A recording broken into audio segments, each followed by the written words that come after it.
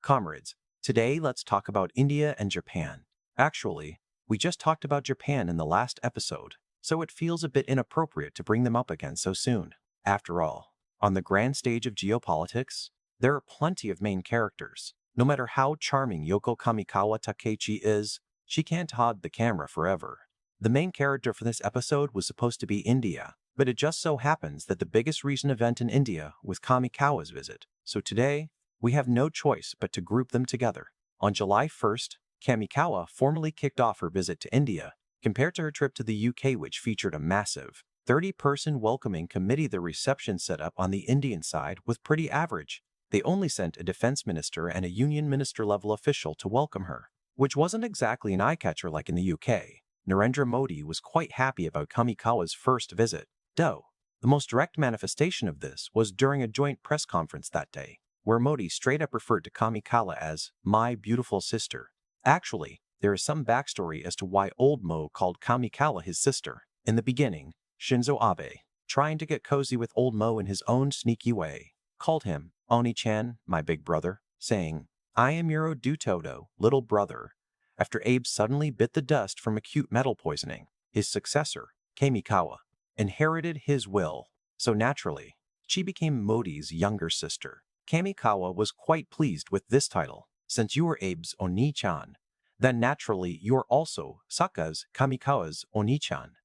Please accept a charming smile from your little sister, Kamikawa. Haha, since I've recognized you as my Onii-chan, the hot, dry 40-degree wind on the streets of New Delhi blowing on my face feels just like the wine-infused aroma of our sibling bond. This grand righteousness is no longer a secret kept in high-altitude temple chambers, but lives in the thousands of lights along the banks of the Ganges. We gather here in righteousness, not gambling on the relationship between our two nations, but on the fate of all living souls in Southeast Asia. Japan and India shall merge to co-develop the economy. Let the wind of the South Asian subcontinent blow smoothly according to the wishes of us siblings. Brother, sister, we have a deal then from now on. We will continue to coexist and thrive in this brother-sister relationship. Wow, I've lived for so many years, and today I finally see a normal sibling relationship.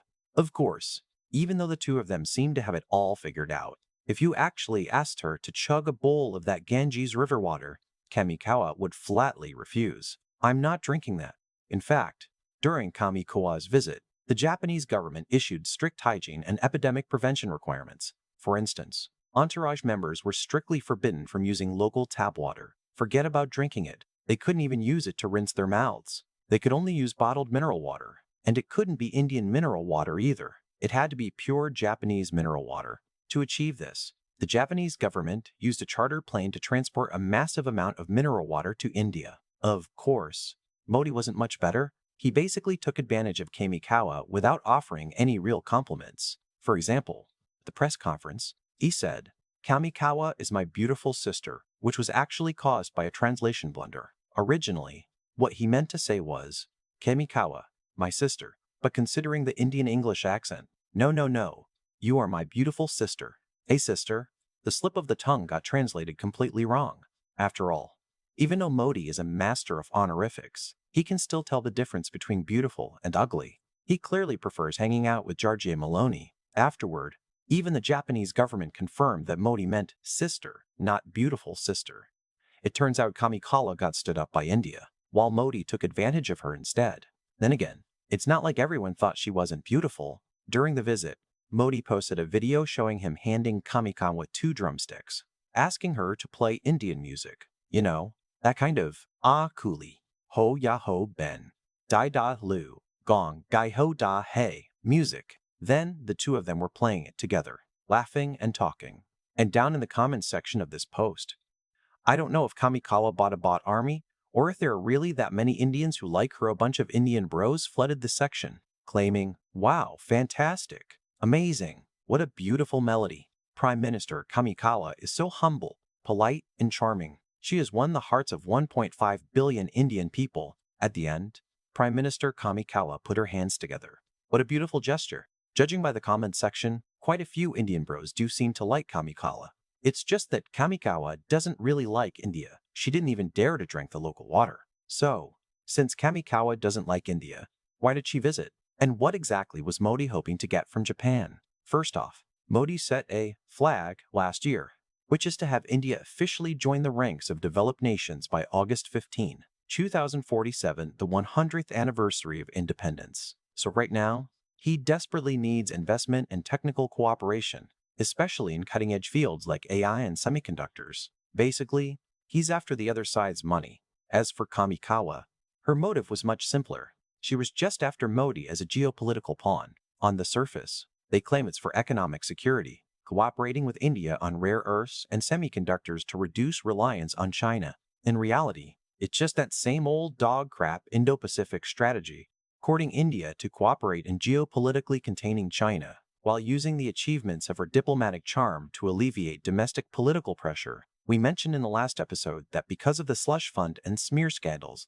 Kamikawa was hammered by the Shukan Bunshan magazine so hard she couldn't lift her head, and her approval rating has been plummeting. So, she could only try to redeem herself through diplomacy. For example, this old hag has successively visited the Philippines, Vietnam, Australia, South Korea, India, and other countries over the past 2 years, either personally or by sending high-level officials. She even talked about visiting North Korea, but shut her mouth real quick after getting cursed out by the general. The targets of her visits are all countries surrounding us. To put it bluntly, that damn militarism never dies. They're just asking for a beating again. As for why Kamikawa came and what kind of fart she was holding in her stomach, Modi could definitely smell it the moment she opened her mouth. So, he started demanding a dead-high price from Japan. For example, regarding cooperation in AI, everyone probably knows the level of India's artificial intelligence. The once famous unicorn enterprise, Build.ai, was an Indian product. On the surface, it was AI, but behind the scenes, it was entirely manual labor. Whatever you asked, there was a human in the back end pretending to be AI to answer you.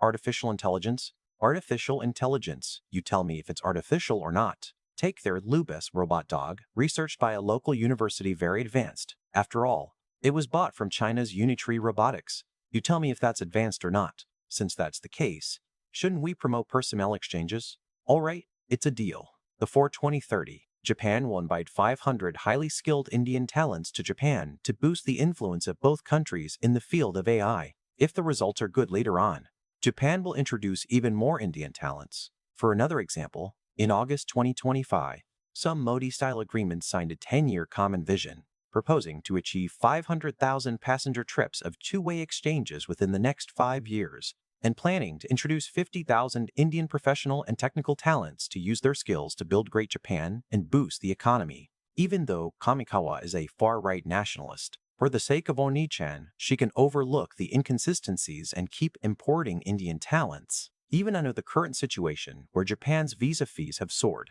it hasn't increased a single dime for India, still 500 rupees, exactly 500 rupees. Of course, I think if Indian talents are willing to go to Japan, they should go in droves. It would be best if they all went. Anyway, just don't swarm over to our side. In addition, during this visit to India, Kamikawa brought almost everything that could be put on the table. She brought over 50 high-ranking officials covering fields like semiconductors, AI, critical minerals, energy resilience, defense technology, and maritime security. The dishes are all served on the table. It just depends on what India wants to eat and how they want to eat it. And Modi expressed that India doesn't have a huge appetite, just a huge stomach capacity. So they'll eat it all. Just like the standard of Modi's visit to Japan last year, the two sides continued their 10-year cooperation by an UNO framework. Currently, there are about 1,400 Japanese companies settled in India, and the bilateral trade volume for the 2025 to 2026 fiscal year sits at $27.5 billion. Modi hopes that Japan will double its investment in India within 10 years, with the total amount breaking past $61 billion. Japan agreed to this without a second thought. Kamikawa had almost zero hesitation or refusal. She was incredibly decisive, just like Yan Dao agreeing to cooperate with Jeep. Alright, let's get back to the main topic. Actually, we shouldn't assume Kamikawa is so foolish that she'd just agree to everything. She has quite a few little calculations of her own. First, resetting the strategic pivot. It might be because the outcome of the US-Iran tension wasn't ideal, making Japan feel a bit rebellious toward the US. They've got their own little ideas now. They want to break away from the old mechanism dominated by the US. Her frequent visits to various parts of the world are also a way to show everyone that Japanese diplomacy is no longer confined to the US-Japan alliance in the Northeast Asian periphery. They want to extend their reach to India, African countries, and even global South nations. They particularly want to expand the Indo-Pacific bilateral cooperation space. Subjectively speaking, India is indeed a pretty good supply chain buffer zone. They've got the population, the market, the capability, and the ambition. It's not only suitable for commodity export. India also possesses a unique location connecting Southeast Asia and the Indian Ocean. It is simply a vital pivot for achieving supply chain diversification. As the saying goes, what's the benefit of quickly chugging 2 cups of iced Americano? You get 2 cups of hot beer. Kamikawa naturally wants to build a new ecosystem as well. In addition, these two siblings, Japan and India, seem to have the intention of scratching each other's backs. This brings me to the second point. Japan and India are pushing forward a plan. They intend to learn from China and Russia, meaning direct settlement in Japan-India bilateral trade using Japanese yen and Indian rupees, bypassing the US dollar intermediary. Of course, I think this is a bit risky for India and Japan. Is it that America can no longer swing its blade, or are you two siblings jumping a bit too high? However, since they were able to propose such a project, I still need to explain the specific framework to everyone. It means that Japanese non-resident entities will be allowed to open accounts in Indian companies, enabling financial institutions of both countries to directly handle cross-border payment businesses. This eliminates intermediate banks making money off the spread and wasting time. To put it simply, previously, if a Japanese manufacturer and an Indian manufacturer traded, both parties would usually convert to US dollars first. For instance, the Japanese company would convert yen to dollars, and then the dollars would be converted to rupees. 2 currency conversions meant 2 sets of transaction fees and 2 rounds of US dollar fluctuation risks. But putting aside the US dollar and settling directly with rupees and yen will not only eliminate intermediate steps but also lower costs and evade US dollar fluctuations, saving them from being on edge every day. What do you call this? This is called the sun and rupee shining together. Currently, there are 1,400 Japanese companies in India, most of which are manufacturing enterprises. The demand for bypassing the US dollar to lower conversion costs is huge. Back when they could still get their scraps, Japan and India could endure it. But now, the Japan-India-US triangular relationship is honestly not doing so great. Take Japan, for instance. Because the exchange rate keeps plummeting, it even broke past 162.8 yen to 1 US dollar at its lowest point, hitting the lowest since December 1986. This infuriated the US government, which kept blasting Japan for deliberately devaluing the yen to gain a trade competitive advantage and steal American money. You ungrateful wretches. As Japan's biggest and most important ally, the US straight up put Japan on its currency monitoring list. If the Japanese yen drops any lower to make money off the US, then Papa America is going to slap on tariffs. Even if you've already given me $550 billion of your life savings, I'm still going to increase taxes. As for the Indian bros, they are purely the type who will take advantage whenever there's a benefit, scam whenever there's an ally, exploit whenever there's an opportunity, and strike whenever it's convenient. Not to mention that nowadays, India holds 4 major grudges against the US. First, they hate the US for raising tariffs on Indian goods imported into America. Second, they hate the US for jacking up the H-1B visa fee to $100,000. Third, they hate the US for forbidding them from buying Russian oil. Fourth, they hate the US for stopping the International Job Transfer Act, which struck a blow to India's outsourcing industry. With all these old and new grudges piled up together, the internationalization of the rupee is not only an achievement for the Modi government, but also their bargaining chip to challenge the US. Sister, shall we risk it all together? Risk it. You go first. I'll cover the rear. You go first. I'll cover the rear. You first. You go first then. Actually, you see them talking a big game. But when things hit the fan, neither dares to step up. In the joint statement afterward, no one even dared to bring this matter up again. Consequently, the media generally interpreted as Japan and India publicly promoting a de-dollarization plan as a mere gesture, rather than the prelude to an actual mechanism landing. It looks more like Japan testing the waters with the US to see America's reaction, rather than truly abandoning the US dollar. To put it bluntly, it's just like the warning printed on cigarette packs saying smoking is harmful to your health. Did you two really dare to challenge the US dollar system? For Japan, the US holds a whole arsenal of leverage. Exchange rate reports, auto tariffs, military stationing funds, semiconductor equipment export licenses, and the pace of increasing U.S. debt holdings. For India, the tools the U.S. can deploy are even more numerous, including high tariffs, visa policies, high-tech export, human rights sanctions, Chabahar port sanction exemptions, anti-money laundering investigations, and so on. Agreeing to a compromise with China is because I truly can't beat him, but as for you two siblings, I can easily turn you into masochists. Besides courting India to huddle together and check the US's reaction, Kamikawa was also eyeing a vital resource in India: cow dung. For ordinary Indians, the use of this stuff might lean a bit more toward consumption or daily life, but from a practical and economic resource perspective, it's a whole different story. Because cow dung can generate biogas, and Japan has indeed accumulated deep expertise in the field of biogas purification technology. They can boost the methane concentration in biogas to over 95%, converting it into compressed biomethane that can replace parts of natural gas. For resource-scarce countries like Japan and India, cow dung is a golden resource, not to mention that India possesses a unique, God-given advantage in this regard.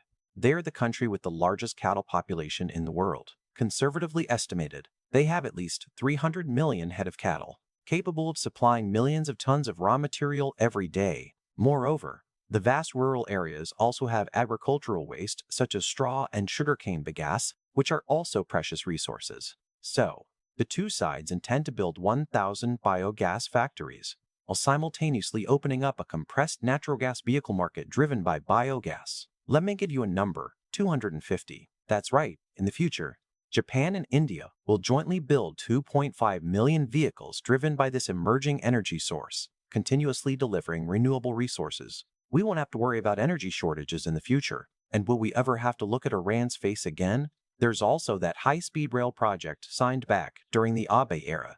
Netizens all said it went down the drain, but it didn't actually fail. It was just paused. We are resigning the contract right now. Let's get that high-speed rail built again. Finally, the two countries issued a joint statement on economic security. Not only did they sign 11 government agreements, but enterprises also reached 120 memorandums of understanding. The numbers are undeniably eye-catching. It's just uncertain how many of them will actually materialize and whether they will yield a dramatic outcome. For instance, back in 2016, Marcello Lippi, the head coach of the Italian national soccer team, said he wanted to bring the Chinese team to the same level as the Italian team. In fact, he truly achieved it, because since then, Italy has never made it to the World Cup again. On the surface, the economic complementarity between Japan and India does seem quite strong, but the difficulties in cooperation are even stronger. First, India's characteristic bureaucracy involves painfully long procedures. The cycle for turning documents into reality is incredibly slow. Those hundreds of enterprise memorandums are nothing more than their expressions of intent to cooperate. I never said I'm definitely coming. If you want to turn it into physical investment, you have to build new factories, find long-term supply chain orders, and then go through financing, commercial calculation smoothing, and multiple other hurdles. This could easily drag on until the year 2026. Second, is India's business environment really that good? Land acquisition, administrative approval, logistics costs, local coordination. Are you going to cooperate? Nu, wa ba. And how? And allow him a talk. Kong vihun sha, kong thing, hej nadidan. Huha, nada. No good, you good, my hand. Home, tot, tak. No kun kung thing. Tainhen and hent. Nudhe, namahe.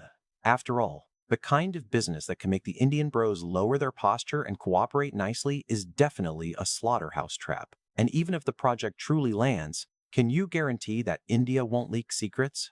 Apple used to entrust you guys with heavy responsibilities, but what did they get in return? Cyber attacks and leaks of core information. It would be fine if you leaked just a little bit, but the iPhone information leaked by India included the screen, mid-frame, back cover, back glass, rear panel, SIM slot, SIM tray, shielding cover, volume buttons, power button, action button, display chip, ribbon cables, camera lens, CPU, NPU, GPU, charging ribbon cable, stabilization motor, OIS rubber ring, filter magnet, diodes, transistors, crystal oscillator, screen driver, IC. Stop, stop, stop. Are you reciting a menu for me? Stop right there. For Apple, The most embarrassing part of this ordeal was that their actions completely contradicted their promises. Apple's marketing slogan has always been protecting user privacy, but in the end, they couldn't even protect their own privacy. How are you going to protect user privacy? Armed with this data, Shenzhen's Huatianbei could even mock up an iPhone 18 ahead of schedule. In contrast, Japanese enterprises are a bit smarter. For example, Japanese semiconductor-related companies that have already entered the Indian market, such as Renesas Electronics and Tokyo Electron, only dare to hand over the downstream links of the value chain that are the least complex and have lower technical content, such as assembly, testing, marking, and packaging to India. They wouldn't dare give sensitive information to Indians like Apple did. As for wafer fabrication, semiconductor equipment manufacturing, advanced materials, chip design, and the ecosystem, the advanced parts that Modi constantly dreams of, they don't even let them touch it. They are definitely guarding against you guys in this regard. Third, India has never been a reliable partner. This country flirts with the banner of anti-Western hegemony to earn a reputation in the third world, yet engages in hegemonism to pressure small neighboring countries. They flag the anti-US banner to court European support, yet participate in the Quad framework.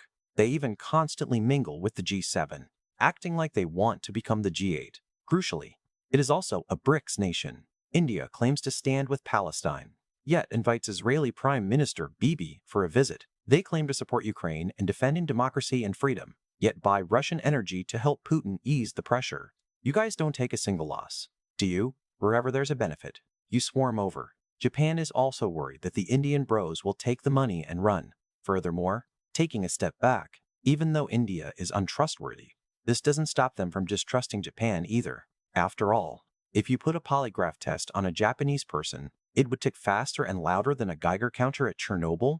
Judging from the trade data between Japan and India over the years, the one getting the short end of the stick has always been India. Over the past decade, India's trade deficit with Japan has tripled. For instance, back in 2015, India's exports to Japan were around $4.7 billion, while imports stood at $9.8 billion, creating a deficit of $5.1 billion. But by 2025, the trade volume between the two nations reached $27.5 billion. Among this, India's imports from Japan accounted for $21.4 billion, while exports were only $6 billion, creating a massive deficit of a whopping $15.4 billion. The reason behind this is that India mainly imports high-value industrial inputs from Japan, such as auto parts, machine tools, electronic equipment, and high-end steel products. Japan relies on product premiums to easily make money off the Indian bros. Meanwhile, all the Indian bros can export are low-value products like agricultural goods, textiles, medicine, ores, and garments. But even then, Japan doesn't even want your stuff. Japan maintains strict trade regulatory barriers against Indian products, especially regarding uninspected items, plant inspection regulations, and technical compliance requirements, which directly restrict Indian products from entering the Japanese market, basically rejecting 9 out of 10 items. The Indians feel incredibly wronged and deeply frustrated by this. After all, you Japanese people can even drink treated nuclear wastewater, yet just because my Indian mangoes have bugs and there are loopholes in the sterilization process, you straight up suspended mango imports from India.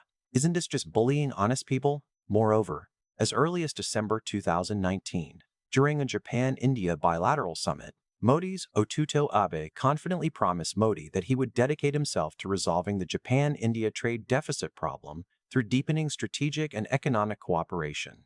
At that time, he even formulated a balanced trade plan on site, aiming to expand the entry of Indian goods into Japan, and so forth. In the end, this plan, just like Abe's body, went completely cold. There's also the high-speed rail project cooperated between Japan and India, where Japan provided an $8 billion low-interest loan to help India build the rail. In his speech, Abe passionately expressed that for India's Shinkansen and for the Indian people, both Japan's public and private sectors would shed tears and sweat, giving it their all to definitely get the job done. When the project stalled later on, many people thought India had betrayed Japan, but Japan wasn't much better either. For example, Japan didn't allow India to open bidding for items including trains, tracks, signaling systems, safety management, and technical equipment. Everything had to be forcefully purchased from Japan at a high price to ensure uniform technical standards. Furthermore, Subsequent train maintenance and future railway expansion also had to be entirely handed over to Japanese enterprises. As for the Indian train personnel, they also had to undergo comprehensive training by Japanese railway companies. Modi wanted to use the opportunity of building the high-speed rail to get some technology transfer from Japan to give Indian enterprises a lift. But the Japanese side straight up told him he was daydreaming. Japan would not conduct any intellectual property transfer to India, completely treating the Indian bros like a colony. It's just that you Indian bros are even less compliant with rules, dragging Europe in to muddy the waters and giving Japan a massive headache, making it look like they were the ones who got scammed. But right from the start, Japan didn't have any good intentions when taking on this project. Therefore, India fundamentally distrusts Japan. Or rather, the two countries fundamentally distrust each other. They are truly a pair of scheming foxes. A match made in geopolitical hell. Who knows what kind of mess the two countries will brew up next regarding the projects they agreed on. Of course, as for what happens next, we can only wait and see. Alright, that's all for today's episode. If you liked it, please do me a favor by liking and subscribing. Thank you everyone. Who knows, I might just launch a surprise episode out of nowhere someday. Haha.